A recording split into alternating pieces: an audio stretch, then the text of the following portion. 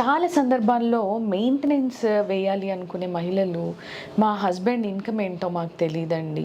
ఆయన ఎక్కడ పని చేస్తాడో కూడా తెలీదు. నాకు అసలు ఏది చెప్పరు. ఇంట్లో ఆయన జస్ట్ ఒక సరుకులకి 2, 3 వేలు తప్ప నాకసలు ఆయన ఎంత సంపాదిస్తున్నాడో తెలీదండి. ఏవైనా కావాలి అనంటే తరచుగా గొడవ పడుతూ ఉంటారు. నేను విసుగెత్తిపోయాను. పిల్లలు ఏదైనా అడిగినప్పుడు నేను కొనలేకపోతున్నాను. నేనేమో నా కెరీర్‌ని పణంగా పెట్టి నేను కెరీర్‌ని లూజ్ చేసుకొని ఈ మ్యారిటల్ లైఫ్‌లోకి ఎంటర్ అయ్యాను. పిల్లలు పెద్దగా అయ్యేంత వరకు నేను I should take care of them అని నా కెరీర్‌ని మొత్తము లూజ్ చేసుకున్నాను అని చాలా సందర్భాల్లో మెయింటెనెన్స్‌కి వచ్చిన మహిళలు చెప్తూ ఉంటారు. ఇలాంటి సందర్భంలో if at all me husband ఎంత ఎర్న్ చేస్తున్నారో మీకు తెలియనప్పుడు డెఫినెట్‌గా మన కోర్ట్‌లో ఇంకో ఆప్షన్ ఉంటది. మీరు ఒక మంచి అడ్వకేట్‌ని అప్రోచ్ అవ్వండి. వాళ్ళు మీకు సజెస్ట్ చేస్తారు. ఓకే.